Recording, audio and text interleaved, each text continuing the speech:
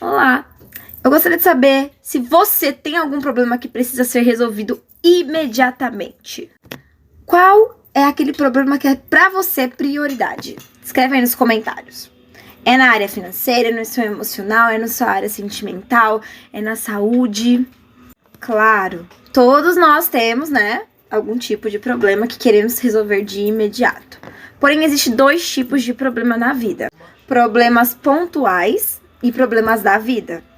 O que são problemas pontuais? São problemas que você pode solucionar, porém você opta por deixá-los passando ou deixar pra lá um pouquinho para depois resolver. E os problemas da vida, que são problemas que não temos controle nenhum, eles aparecem e do nada eles próprios se resolvem ao longo do tempo, né? Eu vim trazer aqui algumas dicas para solucionar os seus problemas. Juliana, eu preciso de um milagre. O milagre também é uma dica, mas para buscar um milagre você precisa orar e buscar a Deus, né, amiga? A primeira dica, o primeiro conselho é: sim, o problema é seu. Nossa, Juliana, não é ironia, gente. Mas a gente tem que reconhecer que o problema é nosso, que a gente precisa de uma solução para ele. E não devemos transferir de jeito nenhum nosso problema pessoal para os outros, porque às vezes a gente fica: ai, meu Deus, quebrou a geladeira, mas a culpa é de fulano que não me falou que se eu usasse a faca para descongelar, a geladeira ia quebrar. Esse exemplo aconteceu comigo. Mas aí eu não culpei ninguém não, culpei eu mesmo. Então o primeiro passo é parar de reclamar e assumir realmente que você tem um problema e que você precisa de uma solução. E não descongelem a geladeira usando uma faca. Você tem que entender também que na vida você vai ter diversas situações, tanto ruins, tanto boas, porque a vida, ela tem seus altos e baixos, e tudo o que acontece na sua vida, seja algum problema, seja algum momento muito difícil, seja algo que você fica: meu Deus, e agora? Que não tem solução nenhuma? Sim, tudo isso serve de experiência pra você. A famosa escola da vida. Porque na escola da vida você não aprende nada na teoria não, tá? A vida, ela dá tudo na prática ali. Tá preparado ou não, a prova ela vem. Mas para que venhamos ter conhecimento do que tá acontecendo na nossa vida, a gente tem que parar e refletir muito. Qual é o nosso problema? Que intensidade tem o nosso problema? E se aquele problema é algo que a vida me trouxe para me causar experiência, ou se foi eu que mexer em meus famosos pauzinhos para manter aquilo na minha vida que já era para ter saído faz tempo. É muito importante estudar muito as situações que a vida nos dá. Um exemplo é o dinheiro. Tô com problema financeiro, tô sem nenhum real. Isso é um problema irreparável ou é um problema que eu posso ter lá pra frente uma solução? Quero que você entenda que lidar com pessoas é muito difícil. Para quem já trabalhou em comércio, sabe como é difícil trabalhar e lidar com pessoas, com o público em geral. E na vida de todos nós, não é diferente.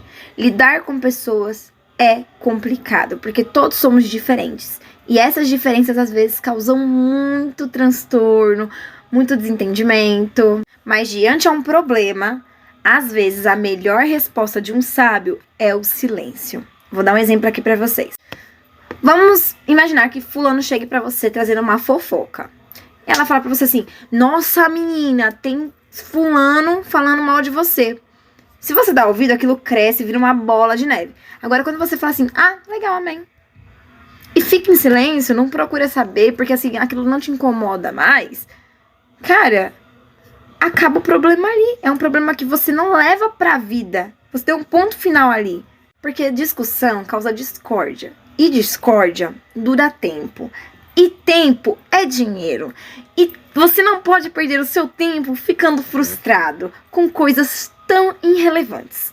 Ou seja, ficar em silêncio para um sábio é questão de economizar tempo. Porque você foca em outras coisas e não se preocupa com o que estão falando. Porque o que falam de você não necessariamente é quem você é. Porque tem muitos problemas assim que vêm na nossa vida e que a gente fica tão frustrado que são problemas que nós mesmos permitimos que fiquem. Mais ou menos isso. Eu vou dar um exemplo aqui pra vocês. Um relacionamento frustrado. Você tá vivendo um relacionamento que você vê que não dá certo. É um termina e volta, termina e volta, termina e volta. Quem tá dando chance pro problema continuar na sua vida? Outro exemplo, dívidas. Paguei minha dívida, liquidei tudo. Vou lá, Vejo uma coisa que eu quero muito e falo, vou passar o cartão. Quem se endividou? Aí você chega no final do mês e fica, meu Deus, eu tô cheia de dívida. Tá, e quem trouxe esse problema pra você? Amizades que não edificam nada na sua vida, que não trazem nada de bom pra sua vida. Mas você quer que aquela pessoa continue com você porque você sabe que aquela pessoa, ela sabe tanto da sua vida que ela pode sair falando pro mundo. Você mantém uma pessoa na sua vida que não tem mais cabimento. Quem está permitindo que esse problema continue com você? Você entende? Às vezes nós, seres humanos, somos tão frágeis emocionalmente, não temos um domínio próprio, não temos a sabedoria suficiente e ficamos insistindo em um erro. Insistir no erro, muitos dizem que é burrice, mas a gente insiste. Então chegou o momento da gente analisar se aquele problema é gerado pela vida ou se é porque nós estamos insistindo em um erro. Em Filipenses 4, versículo 6, que diz assim: não andem ansiosos por coisa alguma, mas em tudo, pela oração e súplica e com ação de graça, apresente os seus pedidos a Deus. Você sabia que na vida 80% dos nossos problemas são gerados por nós mesmos, por frustração, por ansiedade, por insistência em um erro. E os outros 20 são causados pela vida, né? São coisas que a gente não tem o poder e o controle. Ou seja, são coisas inevitáveis que acontecem. E nesse versículo, Deus ele fala pra gente não andar ansioso com coisa alguma.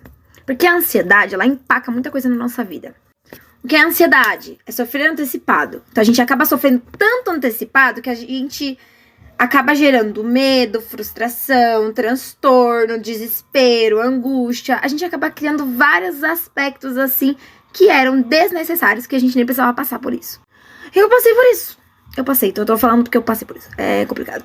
E às vezes, há períodos da nossa vida que Deus ele tem grandes projetos e a gente acaba criando problemas onde estão sendo gerados propósitos. Por quê? Porque insistimos em trazer, às vezes, pessoas que não são para viver o propósito com a gente. Insistimos em viver uma vida com uma conduta desagradável aos olhos do Pai. Insistimos em fazer tudo errado, mas pra gente tá tudo certo porque a gente tá no comodismo. Insistimos em não ter ação, né, pra viver o novo. Não ter atitude pra viver o novo. Porque ficar no comodismo é muito mais fácil. Acabamos gerando também vários problemas por se envolver em rodinhas de fofoca, em ambientes que não são cabíveis para nós, e fazendo muitas coisas que a gente sabe que é errado e que vai dar errado. Mas a gente fala assim, vou arriscar, vai dar errado mesmo. E a gente acaba permitindo que muita coisa errada continue fluindo naturalmente na nossa vida. Tá na hora de parar. Chegou o momento de parar de ficar dando vírgula onde era pra dar ponto final. E pra sair de um problema, a oração é a chave, gente. A oração é a chave. Porque quando a gente conversa com Deus, a gente pede pra Ele conduta, a gente pede pra Ele ampliar nossos horizontes, a gente pede pra Ele nos dar sabedoria, administrar nossa jornada, ser o nosso guia, nos proteger. Então, assim, a oração é a chave que move muita coisa, principalmente montanhas. Isso é Bíblia, tá?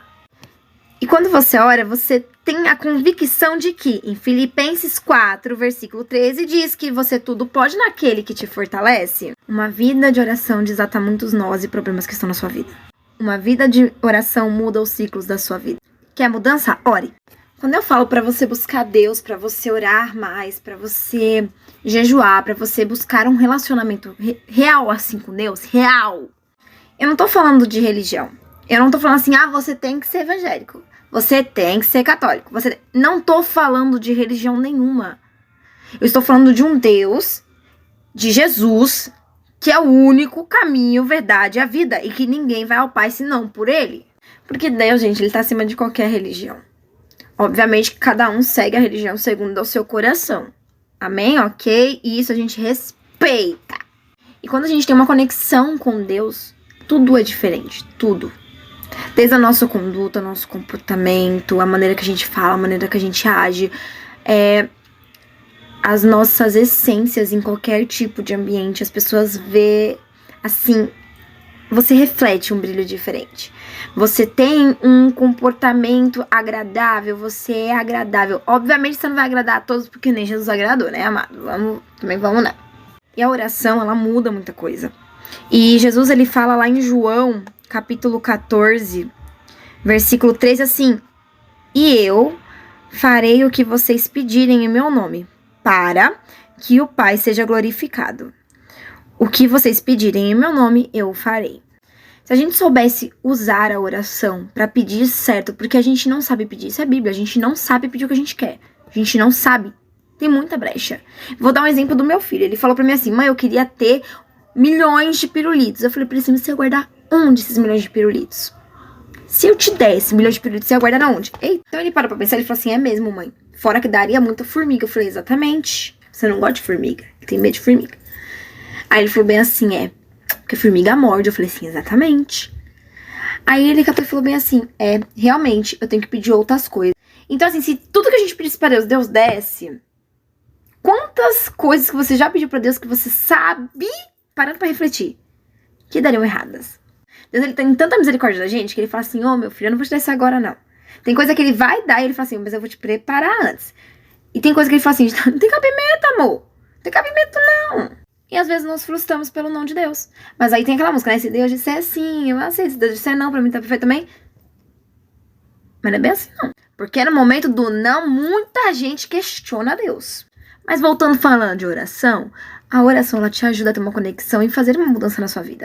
Ela abre portas, assim, sobrenaturais, surreais. Mas Juliana, não sei orar. Sabe o Pai Nosso? O Pai Nosso foi a oração mais simples que Jesus ele mostrou para os seus discípulos. Ensinou para os seus discípulos. Uma oração pura, sincera e curta.